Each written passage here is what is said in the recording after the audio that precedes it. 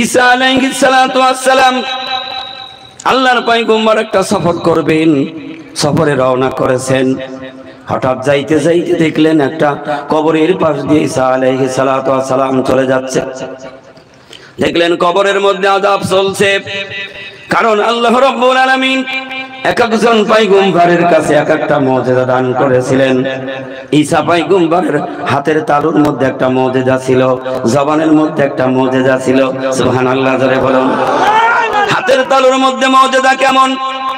ঈসা পয়গম্বর যখন আধার রজনীতে ঘর থেকে বাহির হয়ে সফর করতেন, যখন অন্ধকার রাস্তার মধ্যে যখন যাইতেন, হাতের এই তালুটা শাট করে ধরতো, আর এই তালুর মধ্য থেকে লাইটের ফোকাস হয়ে রাস্তাটা আলোয় আলোকিত করে দিত। শুধু তাই নয়, ঈসা আলাইহিস সালাতু ওয়াস সালাম কোন কুষ্ঠ ব্যাধি যার শরীরটা গোটা ঘাতে পচে গেছে, পয়গম্বর যদি তার শরীরে হাত বুলিয়ে দিত, সাথে সাথে তার ওই পচা কুষ্ঠ ব্যাধি রোগটা ভালো হয়ে যেত। শুধু তাই নয়, কোন মানুষের মাথার যদি চুল উঠে যেত, অনেক মানুষের মাথা টাক হয়, হয় কি হয় না? কথা বলেন না কেন? কারোর পেছনে অল্প থাকে আর বাকিটা সব উড়ে যায়। দুনিয়ার মানুষ টিটকেরি দিয়ে বলে তোর সুখ টাক, বলে কি বলে না?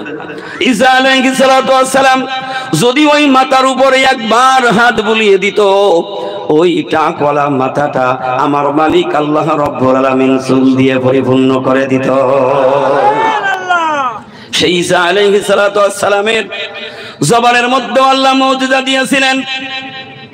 40 বছর 60 বছর আগের কবরের পাশে গিয়ে যখন ঈসা আলাইহিস সালাতু ওয়াস সালাম যখন বলতেন কুম বিইজনিল্লাহ, সাথে সাথে ওই কবরের মাইয়ের তিনি উঠে দাঁড়িয়ে ঈসা পয়গম্বরকে সালাম দিত।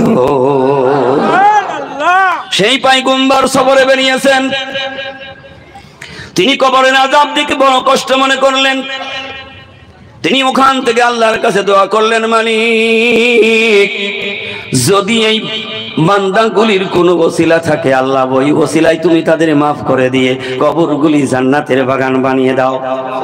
ঈসা পয়গম্বর দোয়া করে চলে গেলেন। কেন দোয়া করলেন? কারণ প্রত্যেকটা পয়গম্বরের তার উম্মতের প্রতি দয়া মায়া বেশি। সুবহানাল্লাহ বলুন। কিন্তু আগের পয়গম্বর আর আমার আপনার নবীর মধ্যে এই জমিন থেকে আসমান পর্যন্ত ফারেক আছে। যত পয়গম্বরের দয়া মায়া এক জায়গায় করলে জানা হবে একা নবী মুহাম্মদুর রাসূলুল্লাহ সাল্লাল্লাহু আলাইহি ওয়াসাল্লামকে আল্লাহ ওই রকমের দয়া মায়া ভালোবাসা দিয়ে পৃথিবীর মধ্যে তিনি পাঠিয়েছিলেন। মায়ের খাইয়েছেন, তারপর উম্মতের জন্য দোয়া করেছেন। ইমামে আযম আবু হানিফা রাহমাতুল্লাহ আলাইহি তিনি লেখাপড়ার জন্য যখন ঘর থেকে বাহির হতেন, ক্লাসে যাইতে দেরি হতো। প্রত্যেক দিন উস্তাদ বলেন, কি রে তোর দেরি হয় কেন? হঠাৎ একদিন দেখছে আজকে সে আরো দেরি করে মাদ্রাসার ক্লাসে এসেছে। ডাক দিলেন, ডাক দিয়ে বলেন, ইমাম। ছোট্টবেলা থেকেই তার ইমাম বলে ডাকতেন। বলল, আজকে তোর এত দেরি, তার কারণটা কি? ডাক দিয়ে বলেন, হুজুর আমি যখন ঘর থেকে বাহির হয়ে রাস্তা দিয়ে হাঁটা শুরু করে দিয়েছিলাম, আমি দেখলাম না জানি কি যেন এত সুন্দর চেহারার পর রাস্তার মধ্যে বিছিয়ে দিচ্ছে, আর ওই পর সরিয়ে সরিয়ে হাঁটতে আমার অনেক সময় লেগে গেছে। যেমন ছাত্র তেমন উস্তাদ। যিনি তার জীবন কালে ইমামে আযম আবু হানিফা রাহমাতুল্লাহ আলাইহি তিনি 30টি বছর ইশার ওযু দিয়ে ফজরের নামাজ জামাতে পড়তো। সেই ইমামে আযম আবু হানিফা রাহমাতুল্লাহ আলাইহি উস্তাদকে বলেন, হুজুর আমি যখন রাস্তার মধ্যে রওনা করেছি, আমি না জানি কিসের পর, এটা তো আমার জানা নেই। উস্তাদ ডাক দিয়ে বলে, ইমাম আবু হানিফা তুমি শোনো, এটা দুনিয়ার কোনো পর নয়। তুমি যে ইলম শেখার জন্য, দ্বীন বুঝার জন্য ঘর থেকে বাহির হয়ে মাদ্রাসায় আসো, আর আল্লাহ রাব্বুল আলামিন তোমাকে এত ভালোবাসে, এই ভালোবাসার দ্বারা জান্নাতি ফেরেশতারা তোমার জন্য নূরের পর। ঈসা আলাইহিস সালাতু ওয়াস সালাম সফরে চলে গেলেন। সফর শেষ করে ফিরে আসছেন। আসার পরে আবার দেখছে কবরের পাশ দিয়ে তো ওই রাস্তা দিয়ে যাইতে হবে। কবরের পাশে এসে ঈসা পয়গম্বর দেখলেন কবরটা জান্নাতের বাগানে পরিণত হয়ে গেছে। জান্নাতি খুশবু বাহির হচ্ছে। ঈসা আলাইহিস সালাতু ওয়াস সালাম আগে দোয়া করে গিয়েছেন, আল্লাহ যদি এর কোনো ওসিলা থাকে ওই ওসিলায় আল্লাহ তুমি তারে মাফ করে দাও। এবার ডাক দিলেন, মালিক তুমি কোন ওসিলায় কোন কারণে এই কবরবাসীকে তুমি মাফ করে দিয়ে জান্নাতের বিছানা বানিয়ে দিয়েছ।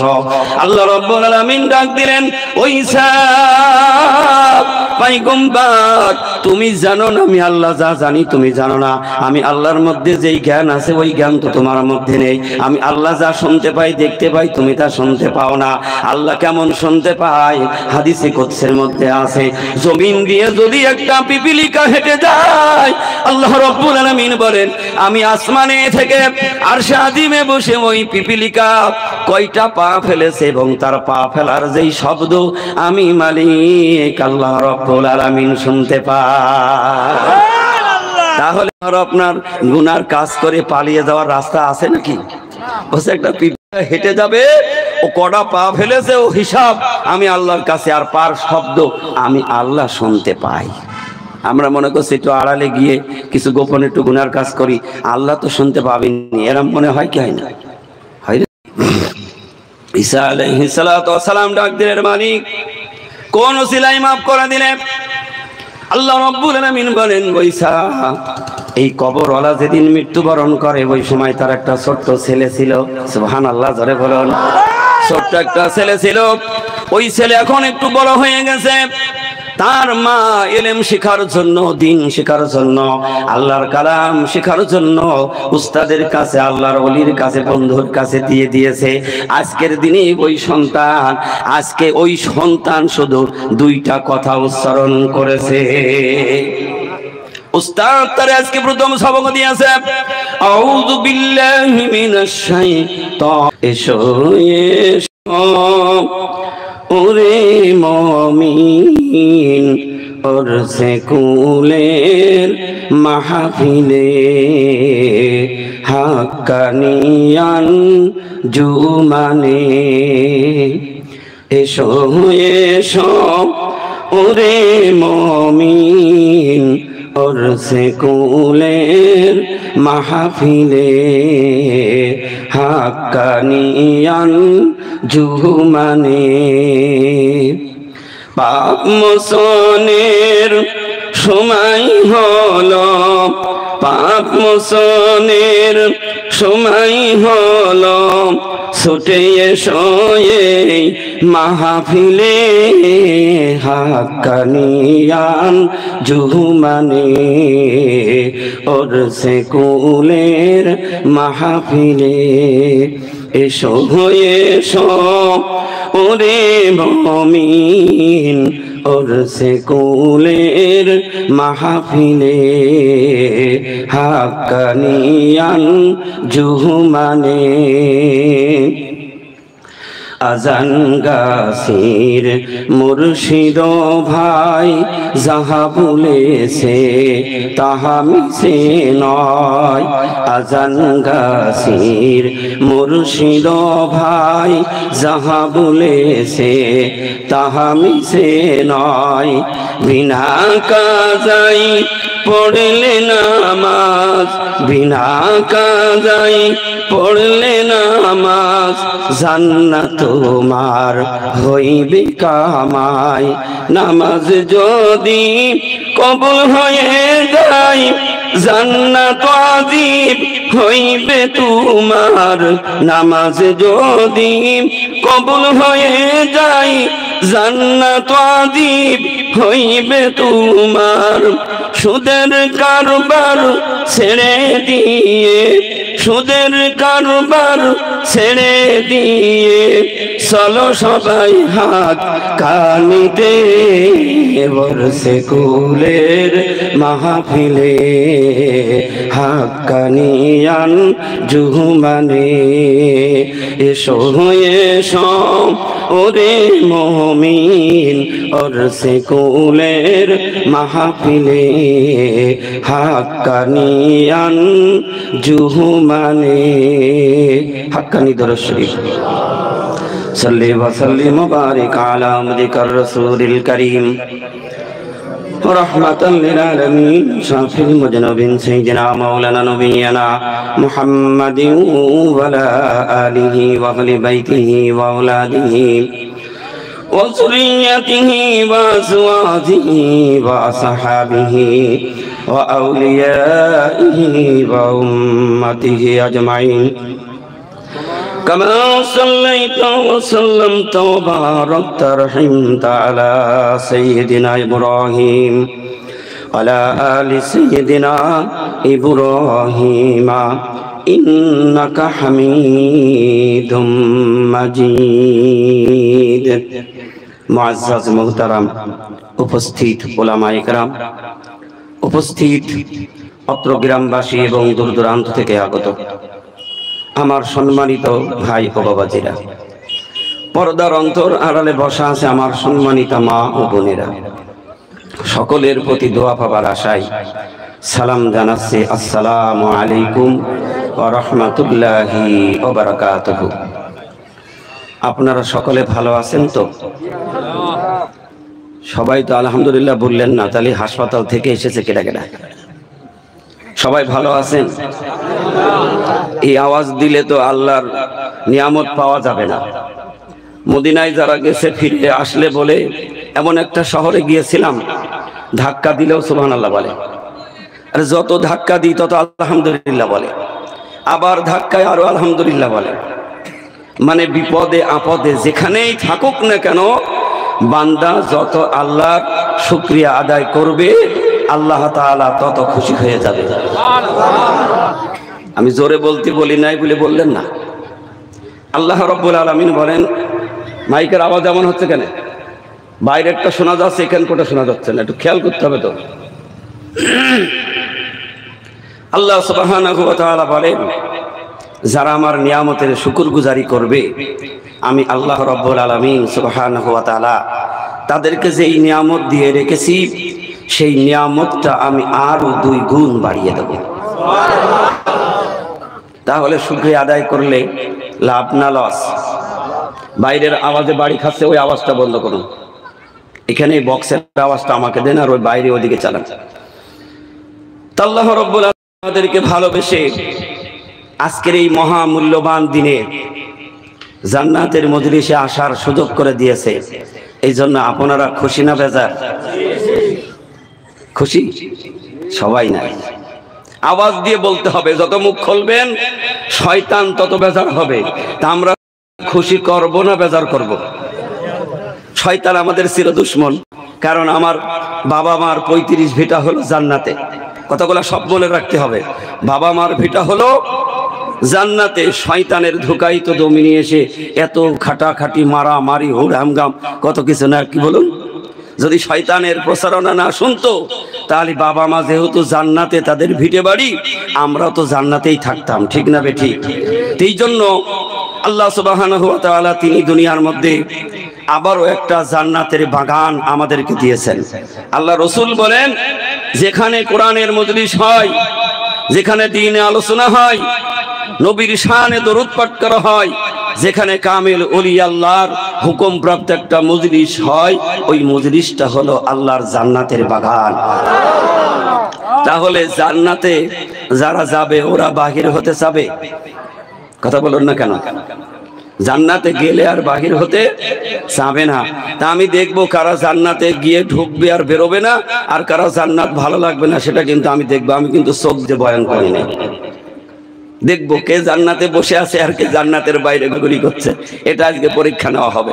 পরীক্ষার রেজাল্ট শেষে মোনাজাতের সময় দিয়ে দেবো। আল্লাহ সুবহানাহু ওয়া তাআলা আমার মতো গুনাহগার নালায়েক একটা আলিফের জ্ঞান নেই। আমার আশেপাশে অনেক আলেম ওলামা, মুফতি, মুহাদ্দিস, হাফেজ, কারি, হাজি, মাওলানারা বসে রয়েছেন, অসংখ্য মাদ্রাসার তালিবে ইলম ছাত্ররা এখানে উপস্থিত হয়েছে। আজকে এদের নিয়ামতের শুকরগুজারিতে আল্লাহ আমাদের জিন্দেগির গুনাহ মাফ করে দেবে। আমরা তো এগুলি লক্ষ্য করি না, এদের কি দাম আছে, কি মূল্য আছে, এটা কিন্তু আমরা কেউ বুঝি না। মাদ্রাসার তালিবে ইলম যখন তারা রাস্তা দিয়ে চলে, আল্লাহর নূরের ফেরেশতারা তাদের পর বিছিয়ে দেন। আমি আপনি জীবনে কোনোদিন পাইছি? ইমামে আজম আবু হানিফা রাহমাতুল্লাহ আলাইহি তিনি লেখাপড়ার জন্য যখন ঘর থেকে বাগির হতেন, ক্লাসে যাইতে দেরি হতো। প্রত্যেক দিন উস্তাদ বলেন, কি রে তোর দেরি হয় কেন? হঠাৎ একদিন দেখছে আজকে সে আরো দেরি করে মাদ্রাসার ক্লাসে এসেছে। ডাক দিলেন, ডাক দিয়ে বলেন, ইমাম। ছোট্টবেলা থেকেই তার ইমাম বলে ডাকতেন। বলল, আজকে তোর এত দেরি, তার কারণটা কি? ডাক দিয়ে বলেন, হুজুর, আমি যখন ঘর থেকে বাহির হয়ে রাস্তা দিয়ে হাঁটা শুরু করে দিয়েছিলাম, আমি দেখলাম না জানি কি যেন এত সুন্দর চেহারার পর রাস্তার মধ্যে বিছিয়ে দিচ্ছে, আর ওই পর সরিয়ে সরিয়ে হাঁটতে আমার অনেক সময় লেগে গেছে। যেমন ছাত্র তেমন উস্তাদ। যিনি তার জীবনকালে ইমামে আজম আবু হানিফা রাহমাতুল্লাহ আলাইহি তিনি 30টি বছর ইশার ওযু দিয়ে ফজরের নামাজ জামাতে পড়তো। সেই ইমামে আজম আবু হানিফা রাহমাতুল্লাহ আলাইহি উস্তাদকে বলেন, হুজুর, আমি যখন রাস্তার মধ্যে রওনা করেছি, আমি না জানি কিসের পর, এটা তো আমার জানা নেই। উস্তাদ ডাক দিয়ে বলে, ইমাম আবু হানিফা, তুমি শোনো, এটা দুনিয়ার কোনো পর নয়। তুমি যে ইলম শেখার জন্য, দ্বীন বুঝার জন্য ঘর থেকে বাগির হয়ে মাদ্রাসায় আসো, আর আল্লাহ রাব্বুল আলামিন তোমাকে এত ভালোবাসে, এই ভালোবাসার দ্বারাই জান্নাতি ফেরেশতারা তোমার জন্য নূরের পর বিছিয়ে দেয়। সেই মাদ্রাসার সন্তানগুলি আমাদের এই মজলিসে বসে আছে। আজকের এই মজলিস হবে বরকতপূর্ণ মজলিস। একটু আওয়াজ দিয়ে বলি সুবহানাল্লাহ। কথাটা শেষ করে নিয়েই মূল আলোচনায় যাব, কষ্ট হবে না তো আপনাদের? মাদ্রাসায় দিলে লাভটা কি? ছেলেকে আলেম বানালে লাভ কি? আমরা দুনিয়ার মানুষ মনে করি যদি হুজুর বানায় না খেয়ে মারা যাবে, সামান্য মিলাদ পড়বে, ইমামতি করবে, এতে আর কি হবে? আরাম আছে না নাই? বলে মসজিদে চাকরি করে আজান আকামত দেবে আর ওই ইমামতি করে ক টাকায় বা পাবে। মানুষ কিন্তু ইলম শেখায় না। কথা ঠিক না ঠিক? বড় বড় ডক্টর, ইঞ্জিনিয়ার, বৈজ্ঞানিক বানাই, কবি সাহিত্যিক বানাই, কিন্তু একটা কথা লক্ষ্য করে দেখবেন, আজ পর্যন্ত ইতিহাস সাক্ষী নেই যে একটা আলেম সে একদিন না খেয়ে অনাহারে দিন কাটায়। দেখবেন সামান্য টাকার বেতনে চাকরি করে, তার জামার ভাঁজের দিকে একটু তাকাবেন। সুবহানাল্লাহ বলবেন না? কথা বলেন না কেন? একজন মাদ্রাসার ছাত্র, একজন মাদ্রাসার শিক্ষক, একজন ইমামের জামার ভাঁজটার দিক তাকিয়ে দেখেন, সামান্য টাকায় চাকরি করে। তাহলে সে যে ওই স্বচ্ছ চলার পিছনে নিয়ামত কার? আওয়াজ দিয়ে বলতে হবে। কারণ আমরা হইলাম সব উমরের উত্তরসূরি। সুবহানাল্লাহ বলবেন না? কার উত্তরসূরি? আমার শরীরটাও দুর্বল, তারপরেও গলার অবস্থা ভালো নয়, আমি জোরে বলতে পারবো না, আপনারা আমাকে বলিয়ে নেবেন যদি একটু দোয়া করেন, নইলে আমার দ্বারা সম্ভব নয়। কারণ এই টেবিলে দাঁড়িয়ে কথা বলার যোগ্যতা আমার নেই, আমি আপনাদের পায়ের ধুলার যোগ্য নই। শুধু মুর্শিদের হুকুম পালনার্থে আমি আপনাদের সামনে এসেছি। যে কথাটা বলতে গেলাম যে একটা ছাত্রর মূল্য কত, দাম কত। ঈসা আলাইহিস সালাতু ওয়াস সালাম আল্লাহর পয়গম্বর একটা সফর করবেন, সফরে রওনা করেছেন। হঠাৎ যাইতে যাইতে দেখলেন একটা কবরের পাশ দিয়ে ঈসা আলাইহিস সালাতু ওয়াস সালাম চলে যাচ্ছে। দেখলেন কবরের মধ্যে আযাব চলছে, কারণ আল্লাহ রাব্বুল আলামিন এক একজন পয়গম্বরের কাছে এক একটা মুজিজা দান করেছিলেন। ঈসা পয়গম্বরের হাতের তালুর মধ্যে একটা মুজিজা ছিল, জবানের মধ্যে একটা মুজিজা ছিল। সুবহানাল্লাহ জোরে বলুন। হাতের তালুর মধ্যে মুজিজা কেমন? ঈসা পয়গম্বর যখন আধার রজনীতে ঘর থেকে বাহির হয়ে সফর করতেন, যখন অন্ধকার রাস্তার মধ্যে যখন যাইতেন, হাতের এই তালুটা শার্ট করে ধরতো, আর এই তালুর মধ্য থেকে লাইটের ফোকাস হয়ে রাস্তাটা আলোয় আলোকিত করে দিত। শুধু তাই নয়, ঈসা আলাইহিস সালাতু ওয়াস সালাম কোন কুষ্ঠ ব্যাধি, যার শরীরটা গোটা ঘাতে পচে গেছে, পয়গম্বর যদি তার শরীরে হাত বুলিয়ে দিত, সাথে সাথে তার ওই পচা কুষ্ঠ ব্যাধি রোগটা ভালো হয়ে যেত। শুধু তাই নয়, কোন মানুষের মাথার যদি চুল উঠে যেত, অনেক মানুষের মাথা টাক হয় কি হয় না? কথা বলেন না কেন? কারোর পেছনে অল্প থাকে আর বাকিটা সব উড়ে যায়। দুনিয়ার মানুষ টিটকেরি দিয়ে বলে তোর সুখ টাক, বলে কি বলে না? ঈসা আলাইহিস সালাতু ওয়াস সালাম যদি ওই মাথার উপরে একবার হাত বুলিয়ে দিত, ওই টাকওয়ালা মাথাটা আমার মালিক আল্লাহ রাব্বুল আলামিন চুল দিয়ে পরিপূর্ণ করে দিত। সেই ঈসা আলাইহিস সালাতু ওয়াস সালামের জবানের মধ্যে আল্লাহ মুজিজা দিয়েছিলেন। 40 বছর 60 বছর আগের কবরের পাশে গিয়ে যখন ঈসা আলাইহিস সালাতু ওয়াস সালাম যখন বলতেন কুম বিইজনিল্লাহ, সাথে সাথে ওই কবরের মাইয়ের তিনি উঠে দাঁড়িয়ে ঈসা পয়গম্বরকে সালাম দিত।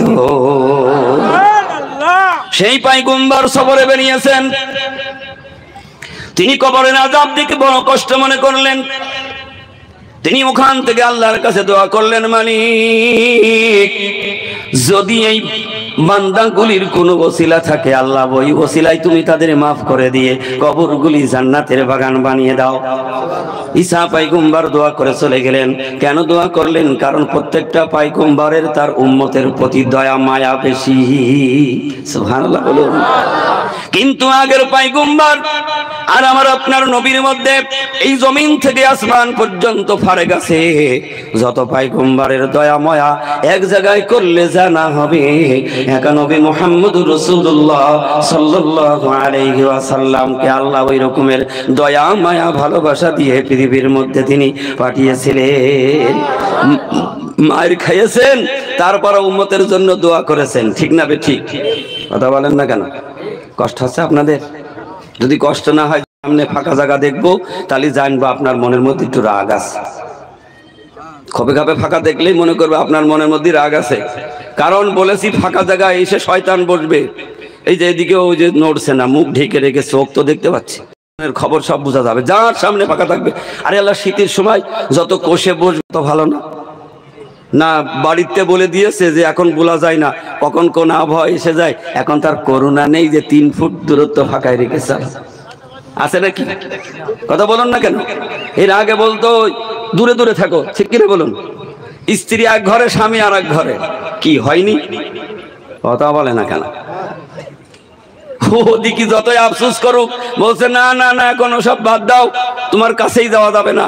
স্বামী বলছে না তোমার কাছে যাওয়া যাবে না, কারণ সেখানে একটাই কথা হলো নিজে বাঁচবে, ঠিক কিনা? মৌলানা সাহেব কোথায় গেল? কোন আছে? নিজে বাঁচার জন্য কিন্তু কাছে যায়নি। আর বাবা সেটা তো আল্লাহরই একটা খেলা। এখন তো মাশাআল্লাহ ওটা তার নেই। জায়গা লেগে বসুন যাতে শয়তানের মধ্যে না ঢোকে, কারণ শয়তান ঢুকলে কিন্তু আমি একা ঠেকাতে পারবো না। সকল পয়গম্বরের মুজিজা আর আখিরি জামানার পয়গম্বর মুজিজা কিন্তু এক নয়, কারণ আগের পয়গম্বররা বিদায় নিয়ে চলে গেছে, মুজিজাও সাথে করে চলে গেছে, ঠিক না বেটি? ঈসার মধ্যে যত মুজিজা ছিল একটা উম্মত কাজে লাগাইতে পারে নাই। দাউদ আলাইহিস সালাতু ওয়াস সালামের হাতের মধ্যে মুজিজা ছিল, তিনি অস্ত্র বানাইতেন, তাকে কর্মকারও বলা হতো। হাতে দিয়ে লোহা ধরলে পানির মতো নরম হয়ে যেত। দাউদ আলাইহিস সালাতু ওয়াস সালামের একটা উম্মত ওই মুজিজা সে ব্যবহার করতে পারে নাই। আল্লাহ রাব্বুল আলামিন বলেন, কোথায় দাউদ আর কোথায় ঈসা, কার সাথে কার তুলনা? আমার নবী মুহাম্মদ রাসূলুল্লাহ সাল্লাল্লাহু আলাইহি ওয়াসাল্লামকে আমি আল্লাহ যদি না বানাইতাম, তাহলে এই পৃথিবী আসমান জমিন আমি আল্লাহ বানাইতাম না। কোন পয়গম্বরের ঘরে এই দলিল আল্লাহ দেয় নাই। সুবহানাল্লাহ যারা বলুন। সুবহানাল্লাহ। ঈসা আলাইহিস সালাতু ওয়াস সালাম সফরে চলে গেলেন, সফর শেষ করে ফিরে আসছেন। আসার পরে আবার দেখছে কবরের পাশ দিয়ে তো ওই রাস্তা দিয়ে যাইতে হবে। কবরের পাশে এসে ঈসা পয়গম্বর দেখলেন কবরটা জান্নাতের বাগানে পরিণত হয়ে গেছে। জান্নাতি খুশবু বাহির হচ্ছে। ঈসা আলাইহিস সালাতু ওয়াস সালাম আগে দোয়া করে গিয়েছেন, আল্লাহ যদি এর কোনো ওসিলা থাকে ওই ওসিলায় আল্লাহ তুমি তারে মাফ করে দাও। এবার ডাক দিলেন, মালিক তুমি কোন ওসিলাই কোন কারণে এই কবরবাসীকে তুমি মাফ করে দিয়ে জান্নাতের বিছানা বানিয়ে দিয়েছ? আল্লাহ রাব্বুল আলামিন ডাক দিলেন, ওই ঈসা পয়গম্বর তুমি জানো না আমি আল্লাহ যা জানি তুমি জানো না। আমি আল্লাহর মধ্যে যেই জ্ঞান আছে ওই জ্ঞান তো তোমার মধ্যে নেই। আমি আল্লাহ যা শুনতে পাই দেখতে পাই তুমি তা শুনতে পাও না। আল্লাহ কেমন শুনতে পায়? হাদিসে কুদসির মধ্যে আছে, জমিন দিয়ে যদি একটা পিপিলিকা হেঁটে যায় আল্লাহ রাব্বুল আলামিন বলেন আমি আসমানে থেকে আরশে আযিমে বসে ওই পিপিলিকা কয়টা পা ফেলেছে এবং তার পা ফেলার যেই শব্দ আমি মালিক আল্লাহ রাব্বুল আলামিন শুনতে পাই। তাহলে আর আপনার গুনার কাজ করে পালিয়ে যাওয়ার রাস্তা আছে নাকি?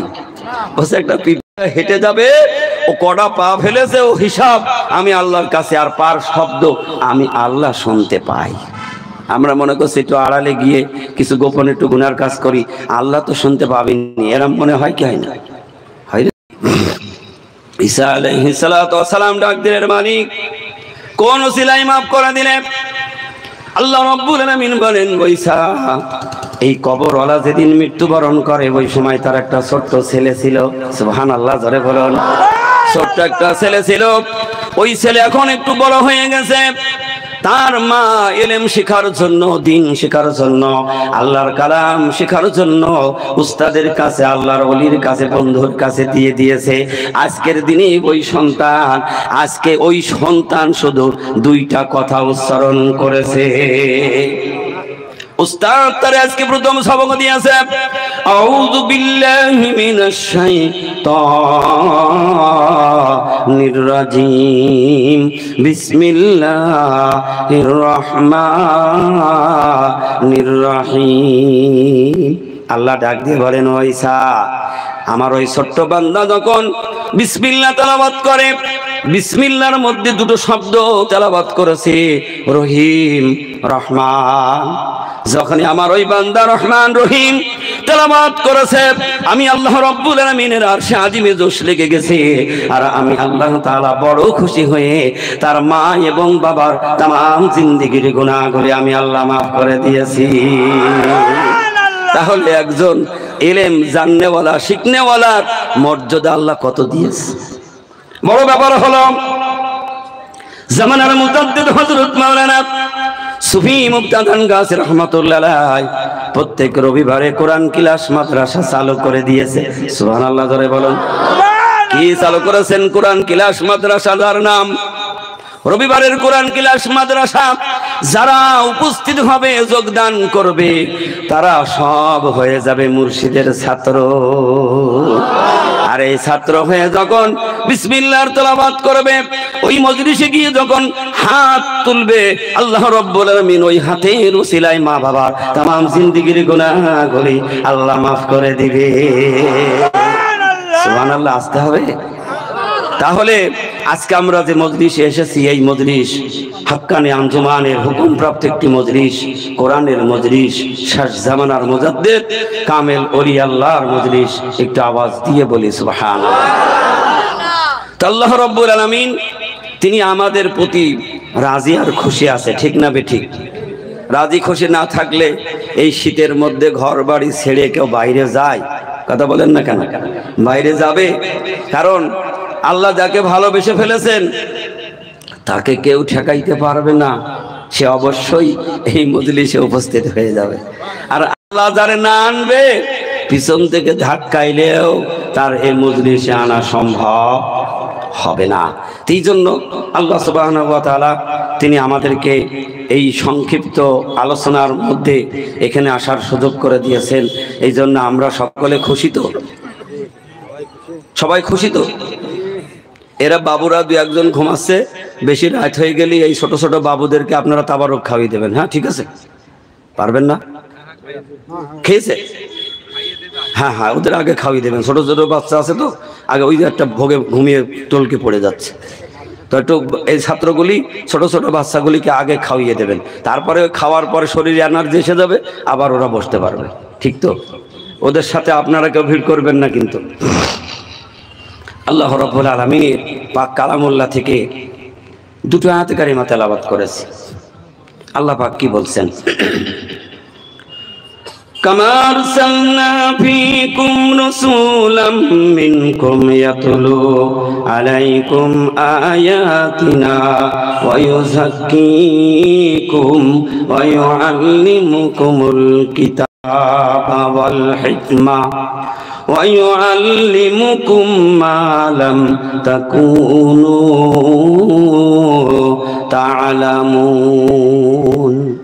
আল্লাহ রাব্বুল আলামিন বলেন, আমি তোমাদের মাঝে এমন একজন রাসূল প্রেরণ করেছি, এমন একজন পথ প্রদর্শক আমি আল্লাহ তাআলা তোমাদের মাঝে দিয়েছি।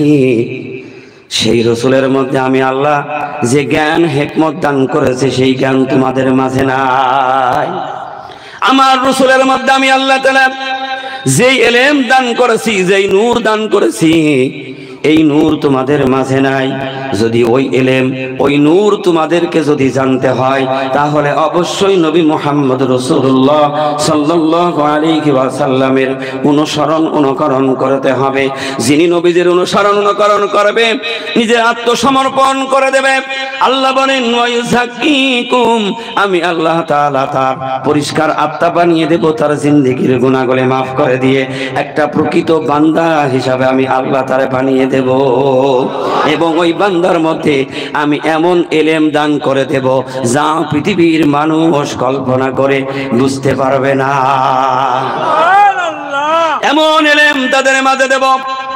একটু লক্ষ্য করুন, সংক্ষিপ্ত সময় আল্লাহর নবীর সাহাবীরা তারা কোনো ভার্সিটির ক্লাসে লেখাপড়া করে নাই, কোনো মাদ্রাসায় পড়ে নাই, কোনো মুহাদ্দিসের সার্টিফিকেট নিয়ে নবীজির কাছে আসে নাই। এক একজন এক এক গোত্র থেকে, এক এক মহল্লা থেকে, কিছু জেনেছে কিছু জানে নাই, লেখাপড়া জেনেছে কে জানে নাই, নবীর দরবারে এসে গেছে, নবীর সোহবত ইখতিয়ার করেছে। আর আল্লাহর হাবিব বিশ্ব নবী তাদেরকে আসহাবে সুফফার মধ্যে শুধু কোরআনুল কারীমের ট্রেনিং দিয়েছে। শুধু এই কালামের প্র্যাকটিক্যাল, এই কালামের জ্ঞান। কারণ এই কালাম হলো বিশ্বের সবচাইতে শ্রেষ্ঠ মহাগ্রন্থ। পৃথিবীর যত বৈজ্ঞানিক বলেন, ডক্টর বলেন, ইঞ্জিনিয়ার বলেন, আমার আল্লাহর হাবিব বলেছেন আল্লাহ তাআলার পক্ষ থেকে বানিয়ে এসেছে। কারণ এই মহাগ্রন্থ আল কোরআনের মধ্যে যা আছে, পৃথিবীর কোনো বৈজ্ঞানিকের বাইরে কোনো কিছু আবিষ্কার করতে পারবে না। সে যত বড় বৈজ্ঞানিক হোক না কেন, সারা জীবন এই কালামের কাছে এতিমের মতো দাঁড়িয়ে থাকতে হবে। সুবহানাল্লাহ, আস্তে বলো। এই কালামের কাছে যত বড় জ্ঞানী হোক, এতিমের মতো দাঁড়িয়ে থাকতে হবে। যা কিছু করবে সব আল্লাহর এই মহাগ্রন্থ আল কোরআনের কাছ থেকেই নিতে হবে। আল্লাহ তাআলা বলছেন, আমি কোরআন নাজিল করেছি বাঁ দিয়ে। কি দিয়ে? কথা বলবেন না আপনারা? আমার সাথে সাথে আমি জিজ্ঞাসা করলে উত্তর না দিলে বুঝবো হুজুর রাগ হচ্ছে, ওর সুকুল করে দেন। কোরআন নাজিল করেছে আল্লাহ, প্রথম অক্ষর কি? না জানলে বলার দরকার নেই, যারা জানেন তারা বলেন। আমার পাশে যারা আছে এরাও বেশি কিপটেগিরি করছে। শেষ হয়েছে মিনাল জিন্নাতি নাস, শেষের অক্ষর কি বাবারা? নাস। তাহলে বার সিন যদি এক জায়গায় করা হয় তাহলে শব্দ হয় বাস। বাস মানে ঘটক পুকুর থেকে ওই শিয়ালদা যাবেন ওই বাস। আল্লাহ বলছে না, বাস মানে এনাফ, সমাপ্ত করে দিয়েছি। আল্লাহ বলছেন পৃথিবীর মানুষের জন্য যা প্রয়োজন, যা দরকার, তার জন্ম থেকে মৃত্যু পর্যন্ত, রান্নাঘর থেকে পার্লামেন্ট পর্যন্ত, কি করে ওই মানুষটা চলবে তার জিন্দেগি, সবগুলি আমি আল্লাহ খুলে খুলে খুলে খুলে কালাম পাকের মধ্যে আমি বয়ান করে দিয়েছি। মানুষ কোথায় যাবে, কি করে বুঝবে? সকল কিছুর সমাধান নেবে এই মহাগ্রন্থ আল কোরআনের কাছ থেকে। সুবহানাল্লাহ বলবেন না? সমাধান চাও যদি জীবনে মরণে ফিরে চাও খুঁজে নাও চোখ রাখো কোরআনে সমাধান সমাধান চাও যদি জীবনে মরণে ফিরে চাও খুঁজে নাও চোখ রাখো কোরআনে তবেই পাবে সুখ শান্তির ঠিকানা তবেই পাবে সুখ শান্তির ঠিকানা মেনে যদি নাও তুমি মনে প্রাণে সমাধান সমাধান চাও যদি জীবনে মরণে ফিরে চাও খুঁজে নাও চোখ রাখো কোরআনে। আওয়াজ দিয়ে বলি সুবহানাল্লাহ। প্রত্যেকটা মানুষ যখনই সমস্যার মধ্যে পড়ে যাবে, কোন সমস্যায় আপনি পড়েছেন তার ফয়সালা কি করে করতে হবে সেটা বলে দেবে মহাগ্রন্থ আল কোরআন। আপনি নামাজ কেমনে পড়বেন তাও বলে দেবে, কেমনে জিকির করবেন তাও বলে দেবে, আপনি কিভাবে দান করবেন তাও বলে দেবে, কিভাবে হজ করবেন তাও কোরআন বলে দেবে, আপনার ওই হজটা কিভাবে করলে কবুল হবে তাও কোরআন বলে দেবে, নামাজটা কিভাবে আদায় করলে কবুল হবে তাও কোরআনুল কারীম বলে দেবে, আপনি জিকির করবেন কোন জিকির কতটা করলে কত নেকি হবে তাও কোরআন তার জবাব দিয়েছে। একটা সংক্ষিপ্ত কথা বলি, সূরাতুল ফাতিহা পড়ি আমরা হাক্কানি আঞ্জুমানের ওজিফার প্রথম সূরা, ঠিক না বেঠিক? এই সূরার মর্যাদা সূরার ফজিলতের কথা আল্লাহ স্বয়ং কোরআনের আর একটা আয়াতের দলিল দিয়ে সেটা তুলে ধরেছে। আল্লাহ রাব্বুল আলামিন অন্য জায়গায় বলেন ওয়ালাকাদ আতাইনা সাবাম মিনাল মাসানি ওয়াল কোরআনিল আযীম। কি সমাধান আল্লাহ দিচ্ছে! আল্লাহ বলেন আমি 7 আয়াত বিশিষ্ট মহা কুরআন দান করেছি বারংবার তেলাওয়াতের জন্য। বারবার তেলাওয়াতের জন্য আল্লাহ তার দলিল দিচ্ছে। একটা মানুষ ব্যবসা করবে কিভাবে, কোরআন বলে দিচ্ছে। তুমি আমল করবে তার আগে কোরআন বলে দিচ্ছে। যার উপরে কোরআন নাজিল হলো আল্লাহ রাব্বুল আলামিন ডাক দিয়ে বলেন ইয়া আইয়ুহার রাসূল কুলু মিনাত তাইয়্যিবাতি ওয়া আমালু সালিহাত। কোরআন জবাব দিয়ে বলছে হে রাসূল আপনি আগে হালাল তারপরে আমল সালেহ করেন। কোরআন জবাব দিয়ে বলছে রাসূল আগে হালাল খাও তারপরে আমলে সালেহ করো, কারণ তোমার ওই আমল কবুল হওয়ার শর্ত হলো প্রত্যেকটা ইমানদার মুত্তাকি পরহেজগার নারী পুরুষের জন্য হালাল রুজি রুটি। চিৎকার দিয়ে বলুন না সুবহানাল্লাহ। তাহলে আপনি কোন দলিল চাচ্ছেন? সমস্ত দলিলগুলি আল্লাহ তাআলা কোরআনুল কারীমের মধ্যে পরিষ্কার করে বলে দিয়েছে। আল্লাহ আগে গ্যারান্টি দিয়েছেন মানুষের মধ্যে বিভ্রান্তি যেন না হয়। আল্লাহ বলছেন আলিফ লাম মিম যালিকাল কিতাবু লা রাইবা ফি। আল্লাহ বলেন আমি এমন একটা মহাগ্রন্থ দান করেছি, মহা কিতাব দান করেছি, কোরআনুল কারীম দান করলাম যার মধ্যে ভুল তো দূরে থাক সন্দেহের অবকাশ নাই। আল্লাহ বলেন কার জন্য সন্দেহ নাই? সব মানুষের জন্য যদি সন্দেহ মুক্ত হতো পৃথিবীর সব মানুষগুলি হেদায়েতওয়ালা হয়ে যেত, ঠিক না বেঠিক? আল্লাহ বলেন হুদাল লিল মুত্তাকিন, যারা মুত্তাকি ইমানদার খোদাভীরু যারা ঈমান এনেছে তাদের জন্য এই কিতাবের মধ্যে কোনো ভুল সন্দেহ নাই, তাদের জন্য এই কিতাবের মধ্যে কোনো ভুল কোনো সন্দেহ নেই। আল্লাহর হাবিবের উপরে কোরআনুল কারীম নাযিল হলো।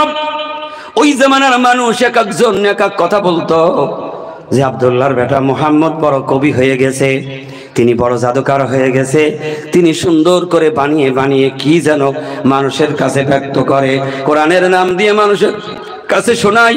যখনই ওই আওয়াজ এসে গেল নবীদের কাছে আবার ওহী নাযিল হয়ে গেল, ও আমার হাবিব বিশ্ব নবী তুমি আমার কোরআনের দলিল দিয়ে তাদেরকে শুনিয়ে দাও। আল্লাহ বলছেন ওয়ালা ইয়ানতিকু আনিল হাওয়া ইন হুয়া ইল্লা ওয়াহিয়ুন ইউহা।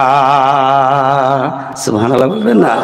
আল্লাহ বলেন ও দুনিয়ার মানুষ তোমরা মনে করো সব আমার নবী মনে হয় নিজের মন থেকে তিনি কবি হয়ে, সম্রাট হয়ে, তিনি মনে হয় গণক হয়ে তোমাদের মাঝে ব্যক্ত করছে। না না না, আমার পয়গম্বর বিশ্ব নবী তোমাদের মাঝে কোরআনুল কারীমের নামে যা বলে সবগুলি আমি আল্লাহর পাঠানো ওহীর কথা।